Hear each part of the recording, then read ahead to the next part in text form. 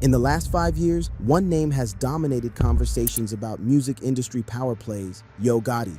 His label, CMG, Collective Music Group, has launched careers, broken streaming records, and built what insiders estimate to be a $500 million empire. But alongside the success stories, rumors have circulated. Whispers about exploitative contracts, allegations of artists being finessed, claims that Gotti built his fortune by taking advantage of young, hungry rappers who didn't know any better. But here's what nobody's doing: actually investigating these claims, actually looking at the contracts, the numbers, the artist's own words, actually comparing CMG's deals to industry standards. So that's exactly what we're doing today. How did Mario Mims go from the streets of North Memphis to becoming one of hip-hop's most powerful executives, and whether the rumors about how he runs his label is true? By the end of this video, you'll have the facts. You'll understand how he finessed gullible young artists and milked them for millions. And you'll be able to decide for yourself: is Yo Gotti a predatory label boss, or is he just better at business than everyone else? To understand whether Yo Gotti is exploiting artists today, we need to understand where he came from, because his origin story isn't just background, it's essential context for everything that came after. Mario Mims was born May 19, 1981 in North Memphis, Tennessee. Not the nice part of Memphis, not the tourist areas where people visit Graceland and eat barbecue. North Memphis, specifically the Ridgecrest Apartments in the Fraser neighborhood, one of the most dangerous housing projects in one of America's most violent cities. His family wasn't just struggling, they were deep in the streets. His mother, Jerry, was involved in hustling. His father did prison time. His brother Anthony did prison time. This wasn't a family trying to escape the streets. This was a family where the streets were the only economy they knew. In interviews, Gotti has talked about what it was like growing up in that environment. He tells a story about going to get a popsicle from the deep freezer as a kid and finding stacks of money hidden there. That was normal in his house. Money came from the streets. Money got hidden in creative places, and everybody understood that this was how you survived. But here's the important part, and this is where understanding his background matters for our investigation. Gotti didn't see hustling as a permanent lifestyle. He saw it as a means to an end. He was always looking for the exit strategy, always thinking about legitimate business, always planning for something bigger. At 14 years old, he started rapping under the name Lil Yo. And in his own words, it wasn't because he loved hip-hop culture or had a burning artistic vision. It was because he saw Skinny Pimp, a local Memphis rapper, driving a drop-top 5.0 Mustang, and thought, that man got money from rapping. That's a crucial insight into his mindset. From day one, Gotti viewed rap as a business opportunity, not just an art form. Most rappers start because they love music. Gotti started because he saw a path to legitimate wealth. In 1996, at 15 years old, he released his first mixtape, Youngsters on a Come Up. He wasn't signed to a label, he didn't have industry connections, he was selling tapes out of his car trunk, putting them in record stores on consignment, building a customer base one transaction at a time. This is the first piece of evidence that contradicts the narrative that Gotti doesn't understand the artist's struggle. He lived it. He was an independent artist before that term became trendy. He understood every aspect of the hustle because he had to. There was no other option. By his early 20s, Gotti was juggling two worlds. He was still in the streets, still making money the way his family had always made money.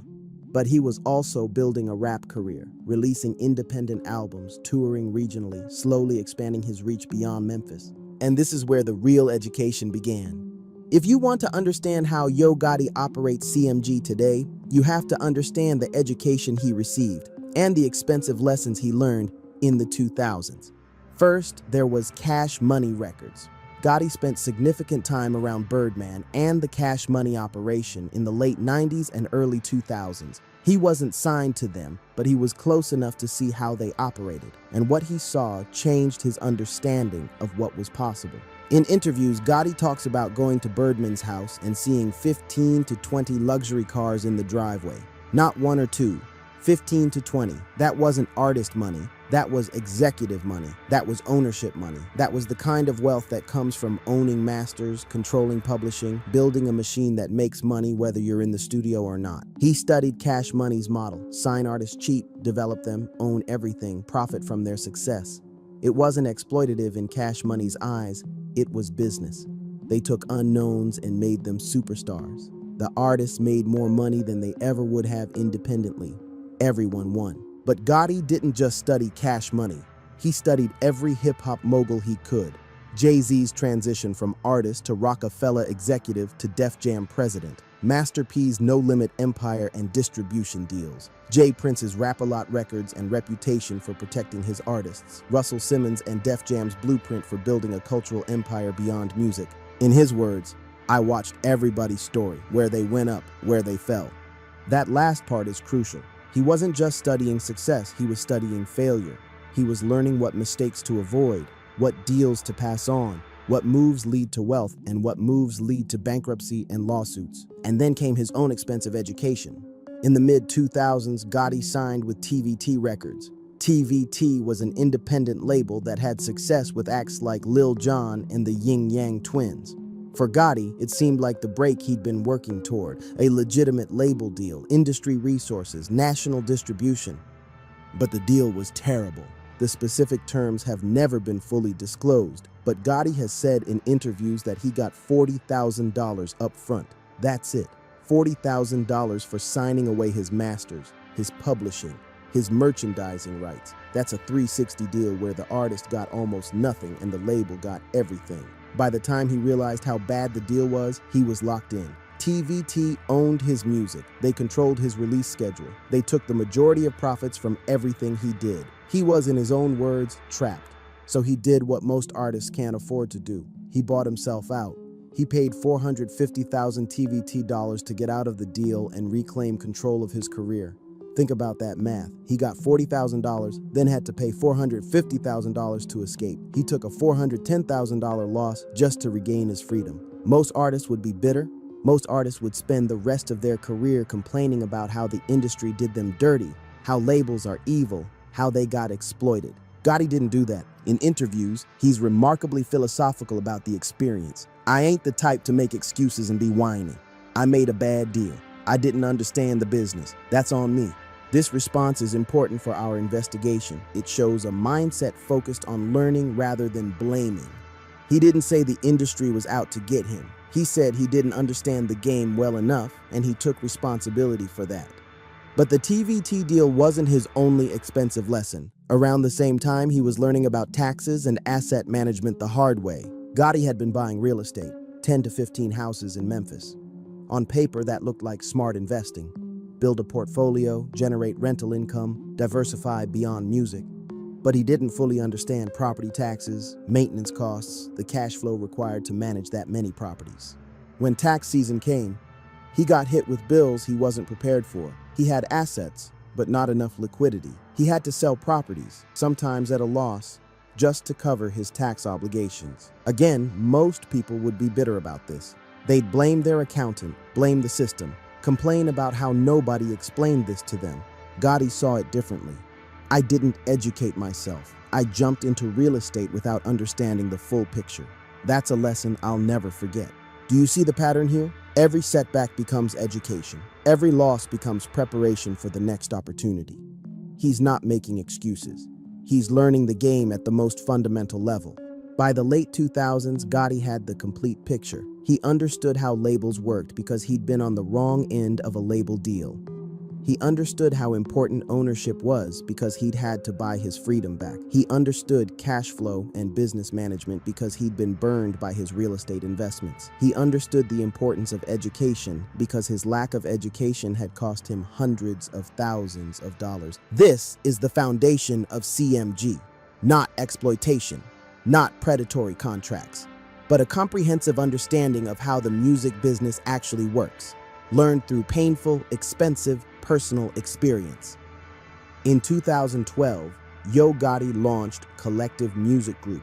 Originally, he called it Cocaine Music Group, a reference to his street background and the Memphis drug culture that influenced his music. But before he could really build the label, he got some crucial advice.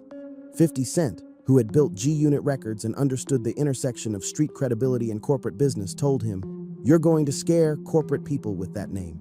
You want to do business with major labels, with brands, with sponsors. They can't work with something called Cocaine Music Group." So Gotti changed it to Collective Music Group. Same initials, completely different connotation.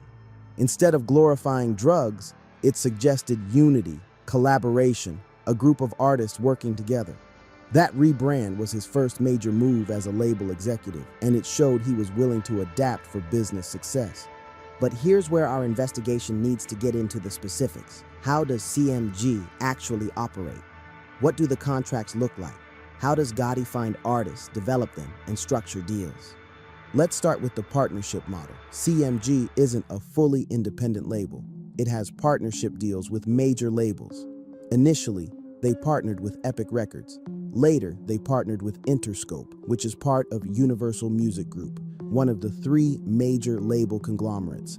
This structure is crucial for understanding the business model. CMG acts as a boutique label that finds and develops talent, while the major label partner provides distribution, marketing budgets, radio promotion, and access to major infrastructure. The profits and ownership get split according to whatever deal Gotti negotiated with the major label. But what about the artists? This is where the rumors start to fly, and this is where we need to look at actual evidence rather than speculation. The primary accusation is that Gotti signs artists to exploitative 360 deals, contracts where the label gets a percentage of everything the artist makes: music sales, streaming, concerts, merchandising, endorsements, everything.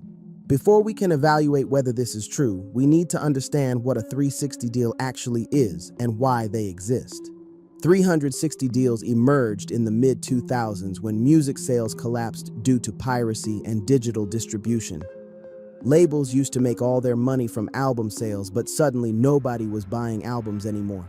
So labels said, we're investing hundreds of thousands or millions of dollars in developing artists, but we can only recoup from music sales, which have dropped 70%. We need to recoup from all revenue streams or we can't afford to invest in new artists. From the label's perspective, it's a risk management strategy. From the artist's perspective, it feels like the label is taking a cut of everything they do.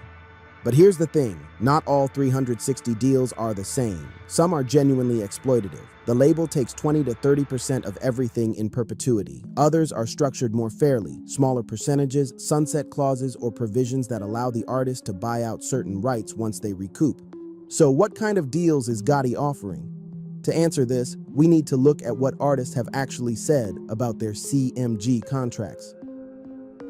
Let's start with the most successful CMG artist, Moneybagg Yo. Moneybagg Yo has been with CMG since 2016. In the years since, he's become one of the biggest artists in hip-hop. Multiple platinum albums, billions of streams, headline tours. He's been on CMG for almost a decade now. If the contracts were as bad as the rumors suggest, why hasn't Moneybagg Yo left? Why hasn't he publicly complained? Why does he consistently praise Gotti in interviews? In a 2021 interview, Moneybagg addressed this directly. Gotti gave me the opportunity of a lifetime. Could I have made it on my own? Maybe. But he gave me resources, connections, guidance that I didn't have, and he's been straight with me from day one about what the deal was. That last part is important. Straight with me from day one about what the deal was. That suggests transparency, not deception. But let's look at Glorilla, a more recent signing that's been subject to even more scrutiny. Glorilla signed to CMG in 2022 after her song FNF went viral. The rumor mill immediately started. She signed a bad deal. Gotti swooped in while she was hot and locked her into a terrible contract. She's going to regret it.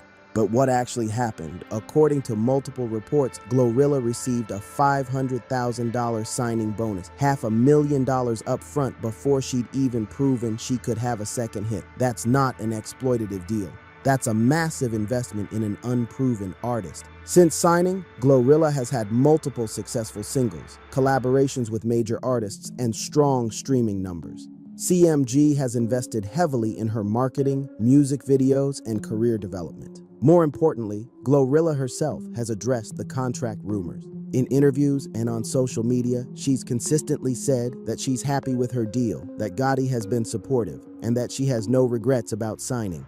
Could she be lying? Could she be contractually obligated to say positive things about the label? Theoretically, yes. But there's no evidence of that. And artists who genuinely feel exploited usually find ways to make that known, even if they can't speak about it directly. Let's look at 42 Dugg, another CMG artist with an interesting deal structure. 42 Doug is jointly signed to CMG and Lil Baby's label, 4PF. This is actually a brilliant business move by Gotti. Instead of competing with Lil Baby for 42 Doug, they partnered. Both labels invest, both labels profit, and 42 Doug gets support from two successful artists turned executives.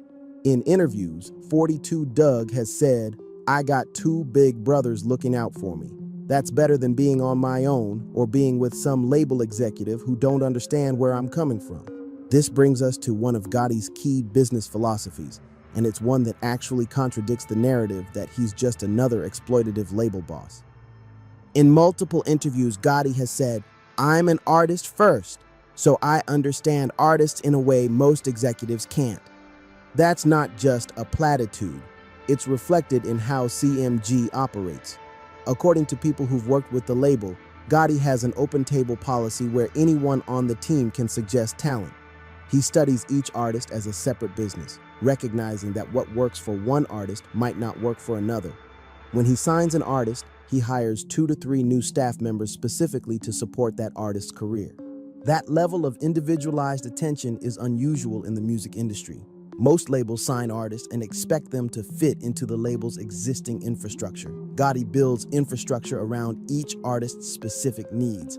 But perhaps most importantly, Gotti emphasizes financial literacy and business education from day one. This is where the accusation of finessing really falls apart. If you were trying to exploit artists, the last thing you'd want is for them to understand the business. You'd want them confused, dependent, unable to read their own contracts. But according to multiple sources, Gotti requires artists to get CPAS, certified public accountants. He gives them business advice beyond just music. He explains how streaming royalties work, how publishing works, how they can build wealth beyond their advances. Why would he do this if his goal was to exploit them? It doesn't make sense. The answer is that his goal isn't exploitation, it's building a sustainable business where successful artists make the label successful, which makes everyone more money in the long run. Think about it from a pure business perspective. If you sign an artist to a terrible deal and they succeed despite the deal, they leave as soon as they can. They badmouth you publicly. They tell other artists not to sign with you. Your reputation suffers and it becomes harder to sign the next generation of talent. But if you sign artists to fair deals, invest in their success, and treat them well, they stay. They bring other artists to you, your reputation grows, and top talent wants to work with you. That's clearly the model Gotti is following. CMG's roster has grown every year. Artists aren't leaving in droves. Many of the label's artists have been there for 5+ years, which is rare in an industry where artist-label relationships typically last 1 to 2 albums before falling apart. Now let's address the elephant in the room. Where do the finessing accusations actually come from? If the evidence suggests Gotti runs a legitimate, successful label that treats artists fairly, why do the rumors persist? There are several sources, and we need to investigate each one honestly. The first source is a fundamental misunderstanding of how 360 deals work and why they exist. When Gotti talks publicly about 360 deals, he doesn't hide the fact that CMG uses them. In interviews, he's been very direct about his philosophy. What's 100% of zero? If you keep 100% but make nothing, you have nothing. But if you give me a percentage and I help you make millions, you're going to make more money than you ever would have on your own. From a math perspective, this is objectively true. If an independent artist makes $50,000 a year keeping 100% of their revenue, but a signed artist makes $500,000 a year while the label takes 100% of their revenue, 30%, the signed artist still takes home $350,000, 7 times more than the independent artist.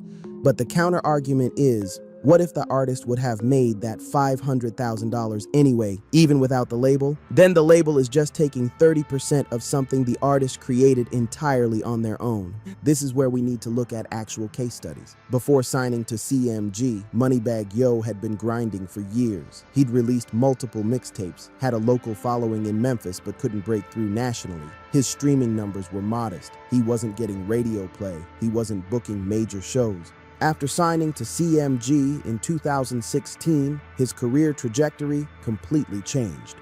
Within 2 years, he had his first Billboard Hot 100 hit, Within 4 years, he had a #1 album. By 2024, he'd sold millions of records and became one of the biggest names in Southern hip-hop. Could he have done that without CMG? Possibly.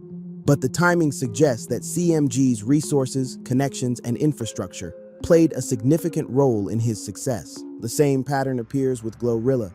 FNF was already viral when she signed, but CMG's marketing push turned one viral hit into a sustainable career. They got her features with Cardi B and other major artists. They funded high-budget music videos. They secured playlist placements and radio ads. Without CMG, Glorilla might have been a one-hit wonder. With CMG, she's building a lasting career. So when Gotti takes a percentage of their revenue, he's not taking a cut of something they would have made anyway. He's taking a cut of revenue that likely wouldn't exist without the label's investment. But let's be honest, not every label operates this way. Some labels do sign artists, take their percentage, and then do nothing to actually help the artist succeed. The artist ends up giving away a chunk of their revenue while getting no value in return. Is CMG doing that?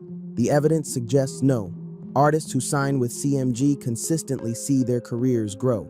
Streaming numbers increase, they get bigger features, they book larger tours.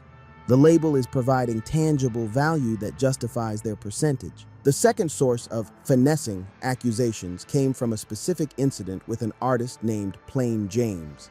In 2021, Plain James, a CMG signee, made allegations on social media that Gotti and the label had discriminated against him and weren't supporting his career properly. He claimed he was being treated differently than other artists on the roster and that his releases were being delayed or blocked. This is a serious accusation, and we need to investigate it fairly. First, what actually happened? According to Plain James, he signed to CMG with certain expectations about support and promotion. He claims those expectations weren't met, and he felt sidelined in favor of other artists. From CMG's perspective, based on industry sources as they didn't comment publicly, Plain James's music wasn't performing well enough to justify the level of investment he was demanding. In the music business, labels allocate marketing budgets based on what they think will succeed. If an artist's first few releases underperform, the label typically scales back investment rather than throwing good money after bad. Is that fair? From a pure business perspective, yes. From an artist perspective, it can feel like abandonment. But here's the key question for our investigation. Is this finessing? Is this exploitation? Or is this just the normal reality of the music business, where labels sign multiple artists, but only a few become stars, and resources get allocated accordingly? Every major label has dozens or hundreds of artists who feel like they didn't get enough support. Every artist thinks their music deserves more investment than it receives. That's not unique to CMG, that's universal across the entire music industry. The question is, did CMG do anything unethical or unusual? The evidence doesn't suggest they did. They signed an artist, released his music, saw that it wasn't connecting with audiences, and scaled back their investment. That's standard operating procedure for every label in existence. Could CMG have communicated better with Plain James? Probably. Could they have managed expectations more clearly? Maybe. But poor communication isn't the same as exploitation. It's also worth noting that Plain James's accusations didn't lead to any legal action. No lawsuit was filed. No other artists came forward with similar complaints. The situation stayed at the level of social media venting and then faded away. If there was genuine contractual malfeasance, you'd expect legal action or a pattern of similar complaints from other artists. Neither happened. Source 3. Artist departures and label drama. The third source of accusations is the general perception that artists who leave CMG do so because they were unhappy with how they were treated. Let's examine this honestly. Have artists left CMG? Yes. Does that mean they were exploited? Not necessarily.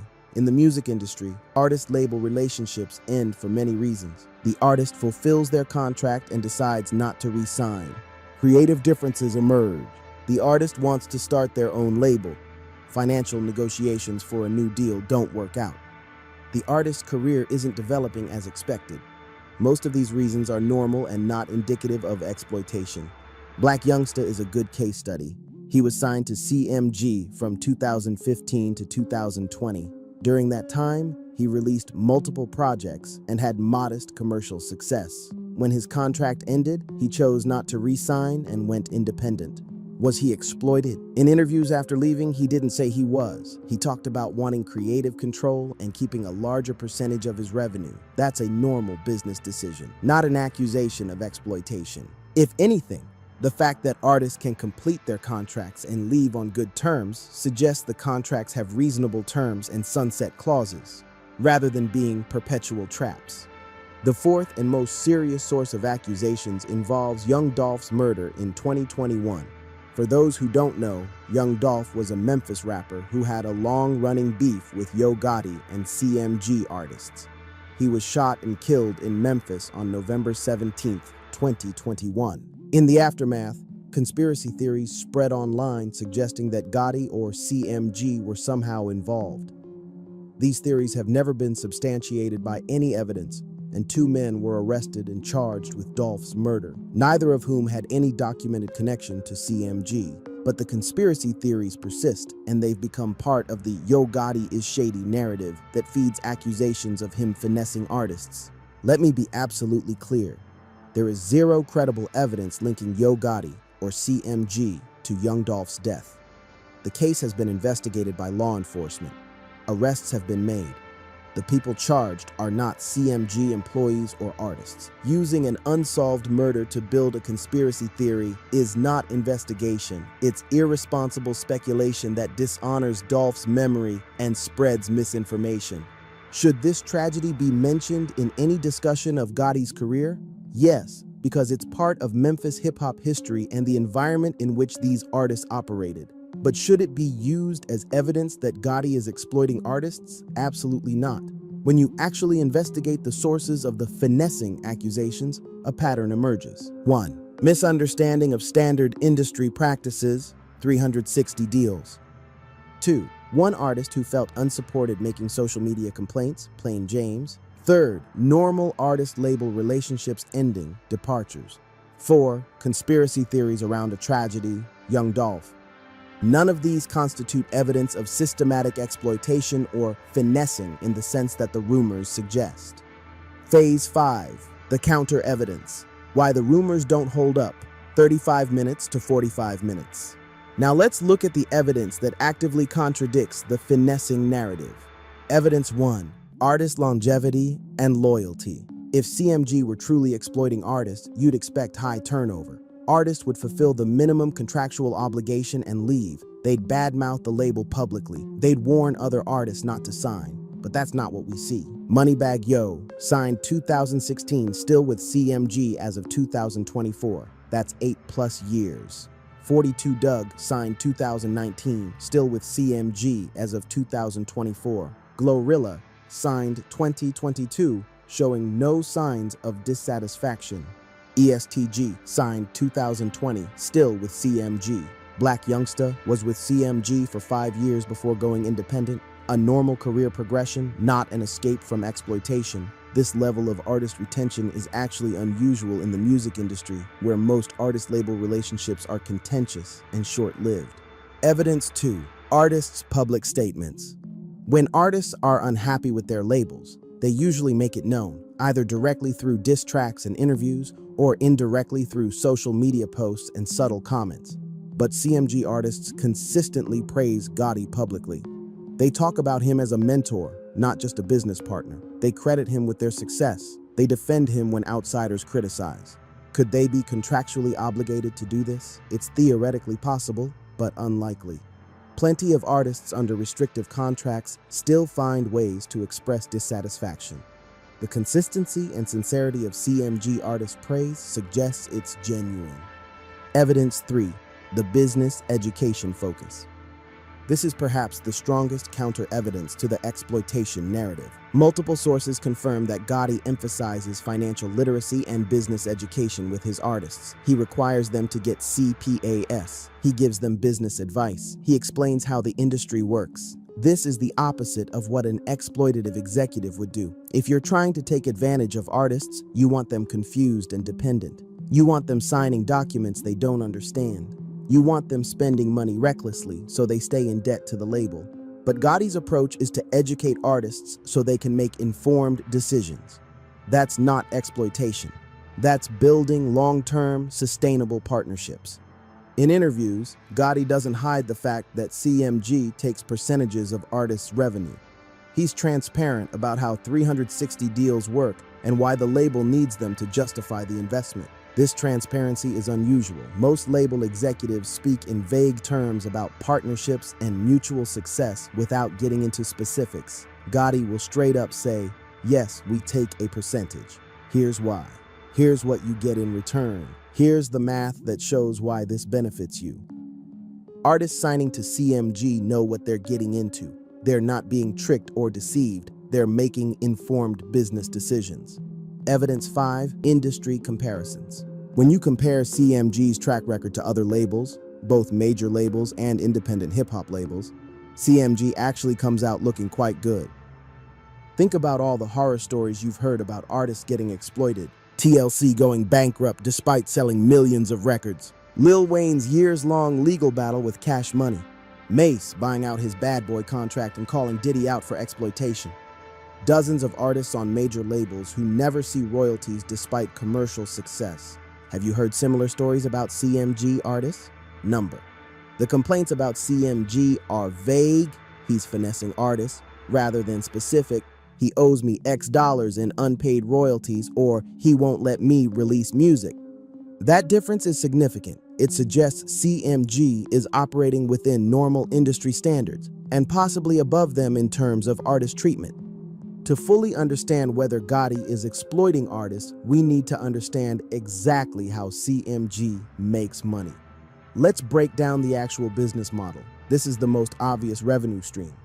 When a CMG artist releases music, the label takes a percentage of the revenue from sales, streaming, and downloads.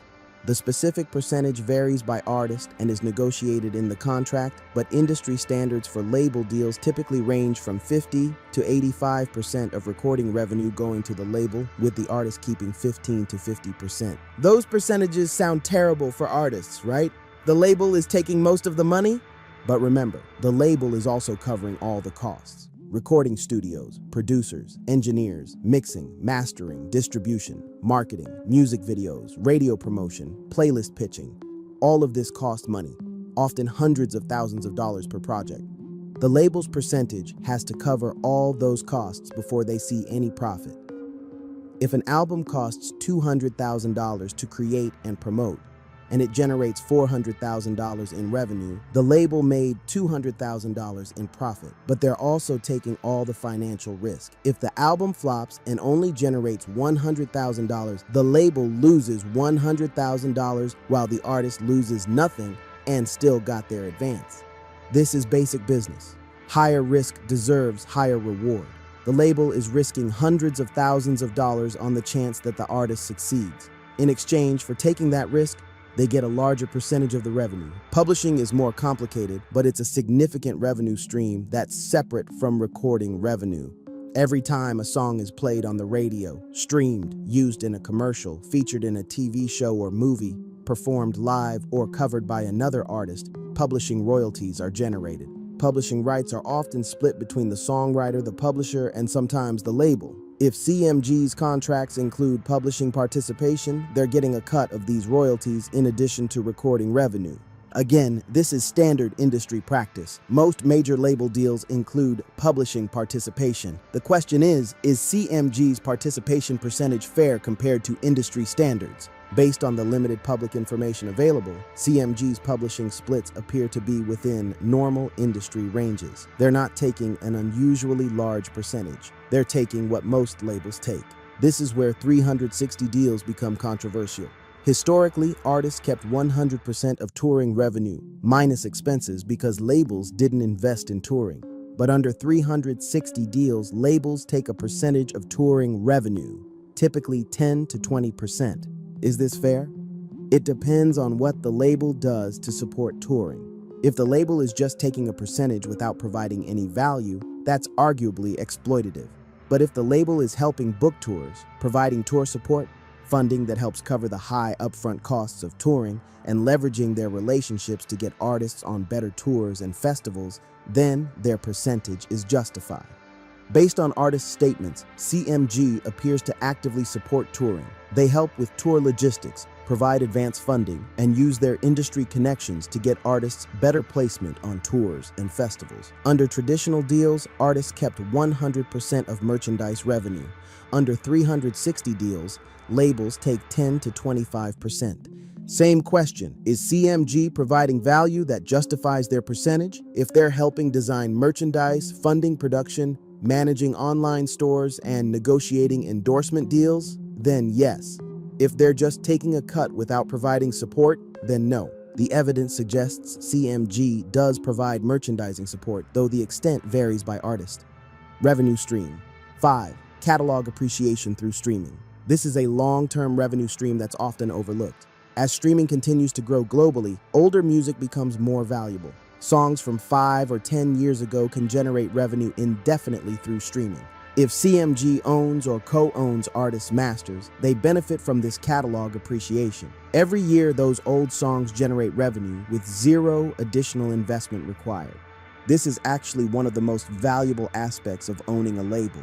The initial investment in an artist might not be profitable for 2 to 3 years, but over a 10 to 20-year period, the catalog can generate millions in profit with minimal ongoing costs. When you add up all these revenue streams, you can see how CMG can be valued at hundreds of millions of dollars while still treating artists fairly. Let's do hypothetical math on a successful CMG artist.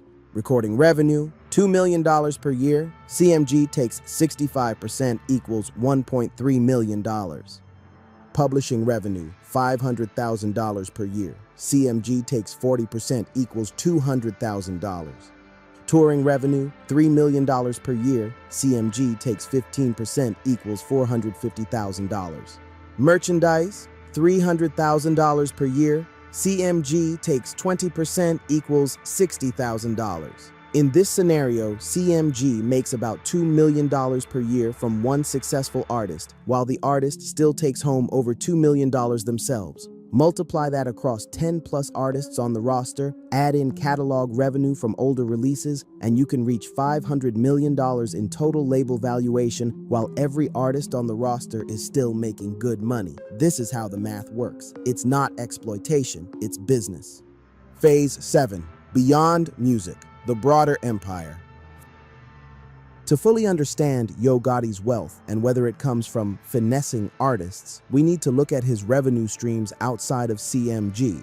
Because here's what the rumors miss. CMG is only one part of Gotti's business empire. Remember those early lessons about property taxes and cash flow management? Gotti learned from those mistakes and became a much more sophisticated real estate investor. By the 2020s, he had rebuilt a significant real estate portfolio in Memphis and other cities. Unlike his early mistakes where he overextended himself, he now structures his real estate investments carefully with proper financial planning and professional management. Real estate provides steady cash flow, appreciates over time, and diversifies his wealth beyond the volatile music industry. This is smart wealth management, not artist exploitation. In 2023, Gotti opened Privy, an upscale restaurant in Memphis. This isn't just a vanity project, it's a legitimate business that generates revenue and creates jobs in his community.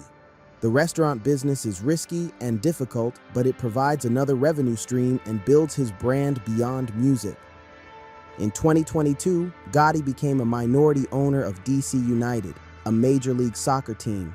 This is a significant investment. MLS ownership stakes are worth millions of dollars and require serious capital. This ownership stake provides long-term appreciation potential as MLS continues to grow, and it positions Gotti in elite business circles beyond hip-hop. Gotti has made investments in various tech companies, including FaZe Clan, a major esports organization. These investments show sophisticated wealth management, diversifying into growth sectors that have nothing to do with music.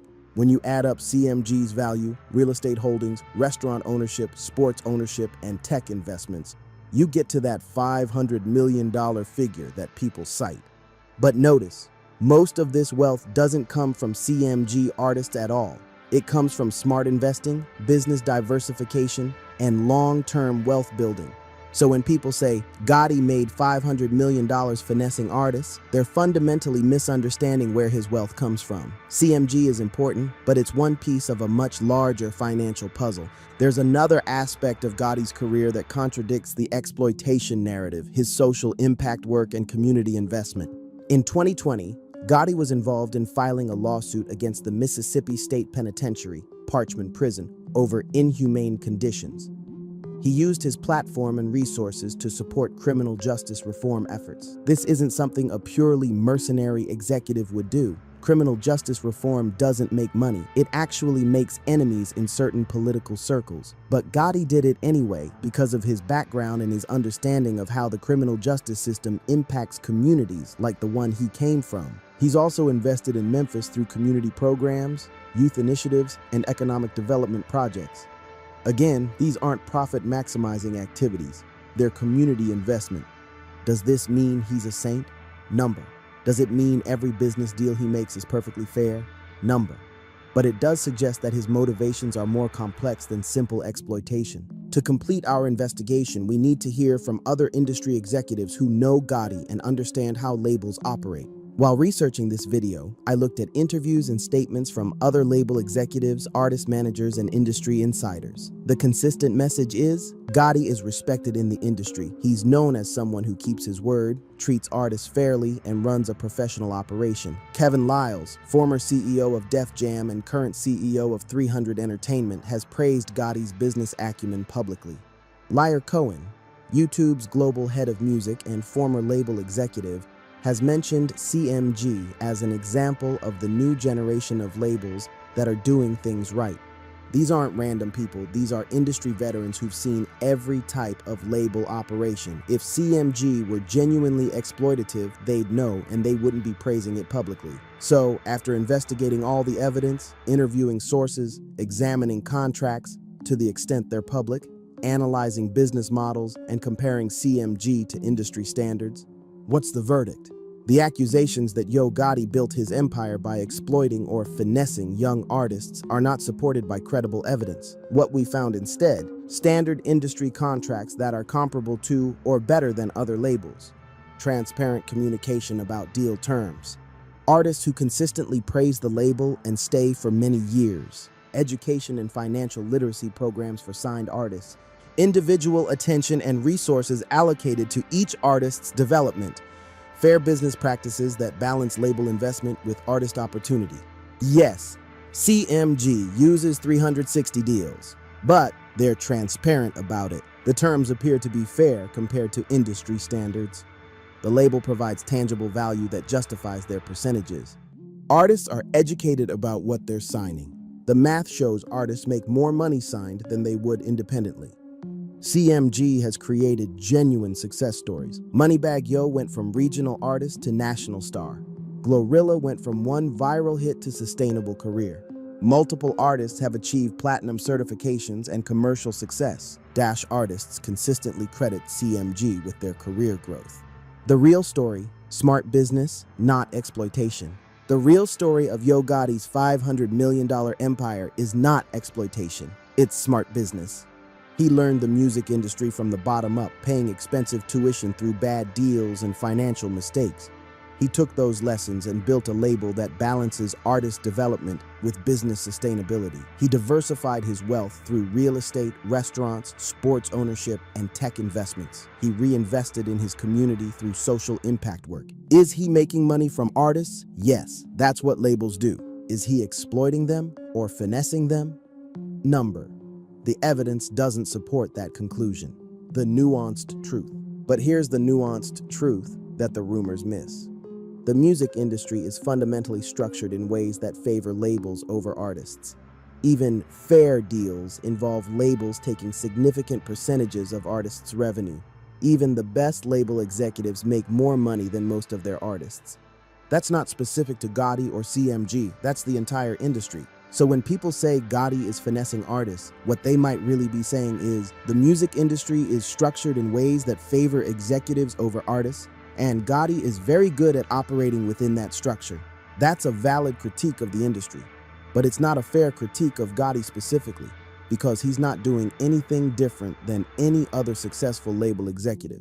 In fact, based on the evidence, he's treating artists better than many of his competitors. The question we should be asking. The question shouldn't be, is Yo Gotti finessing artists? The question should be, is the entire music industry structure exploitative, and what role do individual executives play in either perpetuating or improving that structure? Based on this investigation, Gotti appears to be one of the better actors in an imperfect system. He's transparent about deal terms. He educates artists about the business. He provides real value in exchange for his percentages. He builds long-term relationships rather than extracting quick profits.